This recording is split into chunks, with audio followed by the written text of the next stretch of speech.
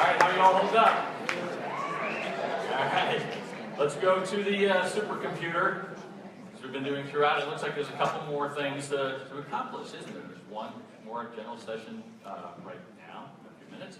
And then there's an evening experience. So you've been spending the last couple of days thinking about customer experience, how to take what you learned here and transfer it into your own extraordinary customer experience. And that experience tonight at 7:30, we don't want you to miss. So please, this number is accurate. Please show up at 7:30 and enjoy that experience with us. You promise? Yeah. All right, have you had any food and beverage over the last couple of days? No. How's it been? You know, I told you a little bit about my experience earlier in food and beverage. I can tell you that it hasn't always been that way in the theme park business. And at Walt Disney World particularly, we have come a long way in terms of food and beverage. There is a lot to be enjoyed. The reputation is extraordinary, and it's come a long way from the old theme park business, which when I started thinking about this in the 1980s, what kind of food did we have in the theme parks, you suppose? Hot dogs, brown and bland. It was a pretty good description, don't you think? All right. So we've made a lot about experience and we've made a lot about people. Now I want to share with you a couple of our partners who really work together as a team to think about food and beverage and to really take you through how all of this great food that you've been experiencing doesn't happen by accident. You've come to know from us throughout the last couple of days. None of this happens by accident. So to share with you a little bit about how that happens, we brought a partnership, a dynamic duo from Imagineering and our food and beverage planning and integration operations to share with you a story about a project they've worked on and take you a little bit into the inside of the operations of food and beverage and how these great experiences come to be. All right, so for this last session of the day, I'd like to invite to the stage Emily O'Brien and Beth Scott. Just a spoon.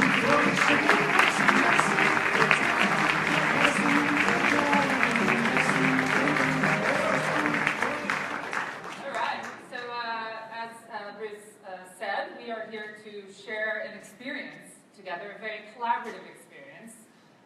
Most people think when restaurants are being created, right, the chefs go off and do their thing and the designers go off and do their thing. And here at Walt Disney, we pride ourselves on really collaborating between the design team at Walt Disney Imagineering and the culinarians and the mixologists and such that I work with and have the pleasure of leading. By the way, I have the best job in the world, so I don't know what your jobs are, but I think mine is the best. Because I get to create these great restaurant and bar experiences along with our partners at Walt Disney Imagineering.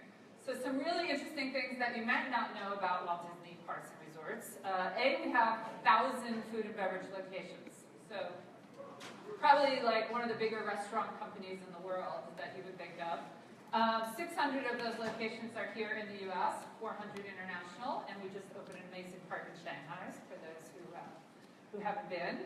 And 450 of those locations are right here at Walt Disney World. So a lot of food and beverage to think about. And it, you know, ever since we opened Disneyland in 1955, we've thought about the food and beverage experience in multiple ways. And right, we have things like quick service, so you can go grab that hot dog that somebody mentioned, which we still have, but really good hot dogs.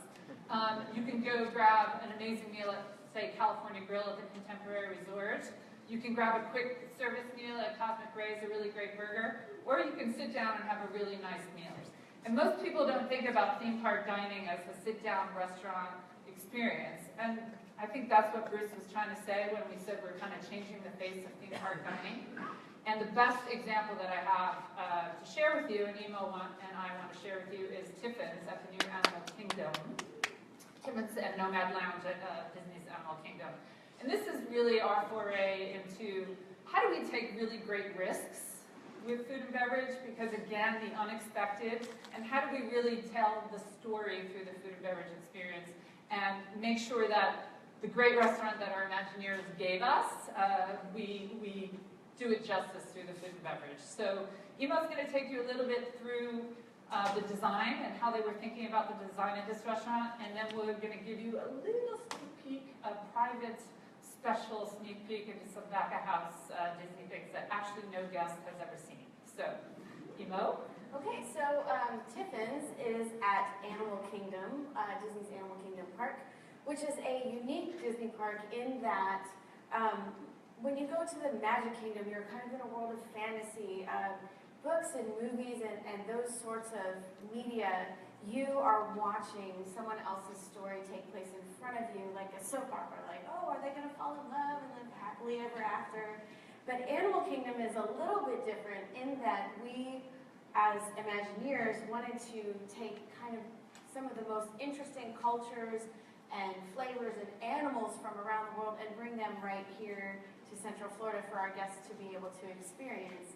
And in researching the areas that we wanted to cover, we, as a group, went to many areas of the world to discover kind of what is going to be unique for us to bring to this part of Disney. So our restaurant Tiffin's, is based on the travel and adventure that went into creating this park. So real places in the real world with real cultures, real flavors, and real experiences, real animals.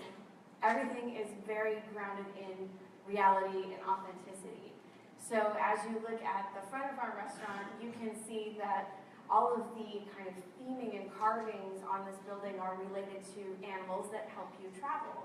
And when you travel on an animal, on a research trip, or even maybe if you're just if you decide you want to go on safari in Africa, when you travel on those animals, you're given a tiffin, which is like a metal food container in which you put your sandwiches or whatever, and it hangs on the back of the animal, so as you're kind of clomping along the pathways, your food doesn't get crushed.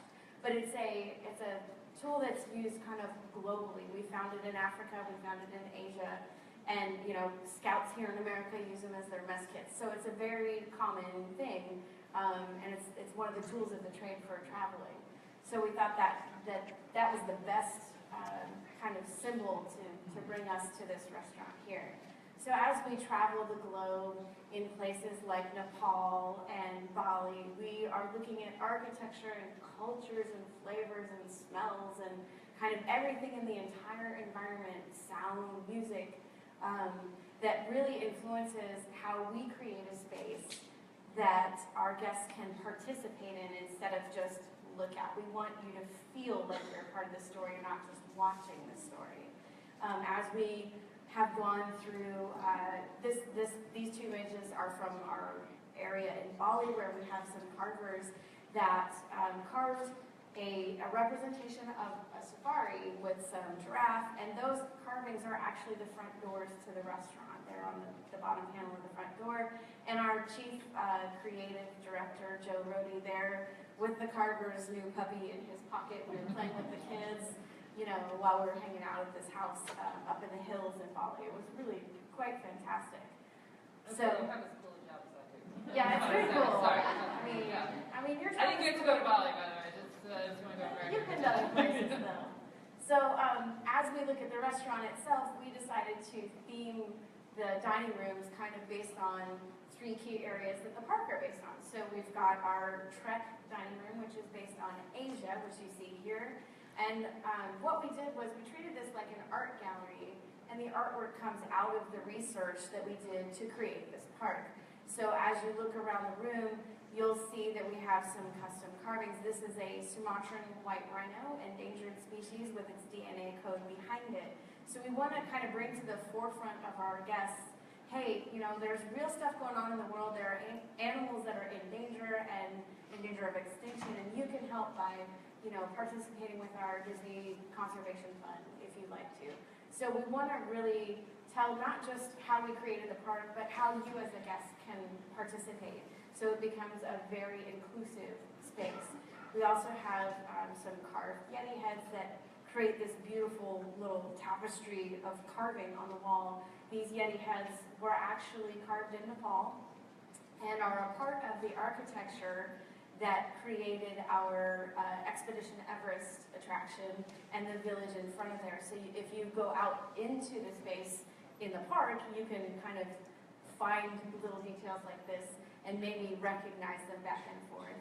We also have our safari gallery, which is based on our travels to Africa and Eastern Kenya, kind of coastal Africa. Lots of different carvings that we pulled from there. And one of the coolest things that we found in Africa, when you go to Africa, you will see that all of the electricity seems to be sort of MacGyvered from somebody else's electricity.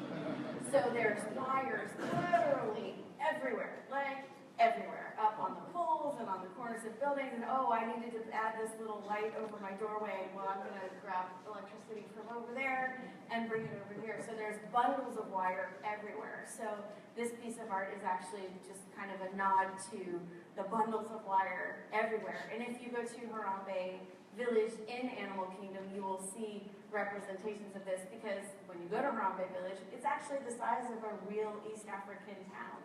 And there's wires everywhere, as you would expect if you had ever been to Eastern Africa.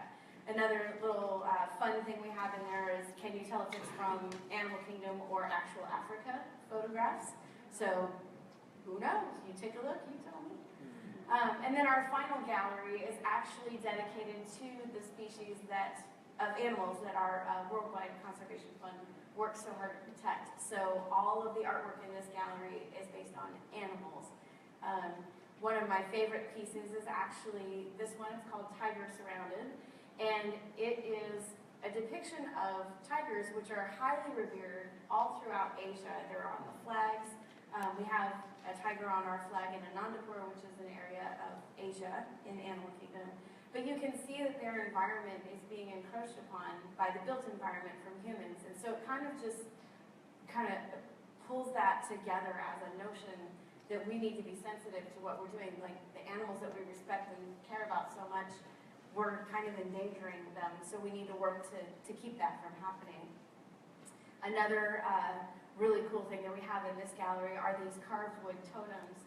These totems are replications or kind of reminiscent of, in Bali, there are carvers who take trees that have dead fallen and carve animals or images into them. Well, when Joe Rody was traveling in Bali years and years ago, like maybe 25, 30 years ago, he saw these carvers carving animals into dead tree trunks. And he thought, oh, that's like really cool. What a great idea to use that and make a really neat totem out of it. And when we were designing Animal Kingdom, and we were coming up with it, what is the icon, what is the central feature of this park that is dedicated to animals, he remembered these carvings from Bali. And so the Tree of Life is actually a giant version of these exact carvings. The totems that you see there in the center of the dining room were actually used as trail markers throughout the park. Recently we pulled them in and brought them in for our guests to experience close up. So just kind of a neat story that touches everything. And then of course we have the bar, because we have lounges. We like lounges. So the Nomad Lounge is actually the place in this space where we encourage our guests to come in and share their stories of travel and adventure. So instead of having all of the artwork come from us and what we use to create the space, we actually put up questions around the perimeter of the room that are somewhat like, what's the craziest thing that you ever experienced while you were traveling? Or why do you travel? What's the weirdest thing you ever tasted? And in the center of the room are very large-scale banners that have some of our team's answers to those questions depicted in sketches. But we offer our guests the ability to get a miniature version of that same banner and fill in their own story or put their own drawing and then hang it on the wall. And the tag itself, we ask for a $1 donation to our conservation fund, and Disney matches the donation. So it's a great way for us to bring an awareness to the conservation fund, but also allow our guests to really participate in the storytelling and say, look, I did that, I put that there. So we really want it to be very interactive. One of the other things that I think is very cool about this particular space, when we brought our staff in for training, right before we opened, I had Joe come in and talk to the entire staff, chefs, bussers, servers, bartenders, everyone, about why we built this restaurant the way we did, and what did the pieces of art mean, and why is it important for us to encourage people to be active in their own lives about conservation or whatever they're passionate about. And it made a real difference. I've seen it. I go to the restaurant pretty much every day because I love it, and I can't get enough of it. But I see the servers and the hostesses when they walk through and they're pointing to different pieces of artwork and explaining how important it is for us to tell this story. And just the genuine looks on their faces when they explain it, it's like they're really, really connected to the story because we, as a team, felt it was important to include them in that storytelling and really hear it from the source instead of like in a handbook, right? So we actually sat down with everyone and allowed people to ask us questions, and it was really great. We shared some very odd stories about food and weird things that we've eaten on the travels. But it's funny because that's exactly what we did when we started designing this restaurant. Way back at the beginning, we knew that we needed to get together with our food and beverage partners and bring them in from day one to say, hey, we think that we should do this together. Let's talk about the flavors around the world and how do we cover all of the senses, and it's not just about what the restaurant looks like, it's about how the food tastes and how that all relates as a composite story, and it's one unit experience and not we do our design and you guys do the food and let's hope that it works. Yeah. So, and it's been great. I mean, sitting around dark rooms and telling really weird stories about food was And awesome. eating lots of weird things And and drinking lots of Yes. good things. Very good. Yeah. And good things. Yes. That last drink that was up there is called a Tempting Tigress. Try it. If you like bourbon, try it. It's very good. Tempting. Yes. I think Ema's right. I think, we feel a sense of pride in these spaces, and we feel a sense of responsibility to continue to tell those stories in ways that are cohesive, right? And so as Ema said, and as I said in the beginning, it's not about the designers going and creating a really beautiful space and then the food and beverage folks coming in afterwards and saying, well, let's try to think about something that would match that design, theme it, the food and beverage. And so, this process has been really, I think, enlightening for me in that, from the very beginning, we all had a piece of the puzzle that we were trying to fit together to make the best sense. And our guests, by the way, are responding extremely well. We put some dishes on the menu that people go, yeah, you can't do that in a theme park. No. And then we go, yeah, we're going to give it a try. And if guests don't respond to it, we can adjust, right? Let's not be afraid to push the envelope a little bit and not be afraid to take a couple of risks, to do things that are unexpected, and particularly make sure that we are, being true to the story and being true to what we want our guests to experience, because authenticity is really important to us. And Ema talked about, maybe Magic Kingdom is more about fantasy, but this is really more about reality. And it's also about education and introducing people to new flavors that maybe they haven't had before, and seeing things that they haven't seen before through the art. And so it was a great way to bring a new product and a new restaurant and bar to a park. And I think the reaction has been, wow, that's not something we would have expected to see in a theme park, which was really the goal there. It's like an oasis. People just go there like, wow, Yeah. how is this here? Yeah. I love this. Exactly. It's great. Yeah, and Emo, as she said, is there every day. So Literally. our staff know her Daily. very well. Cast, yeah. I'll give you a personal tour. So I talked in the beginning about giving you a sneak peek into something behind the scenes, and we're going to do that now. We have a space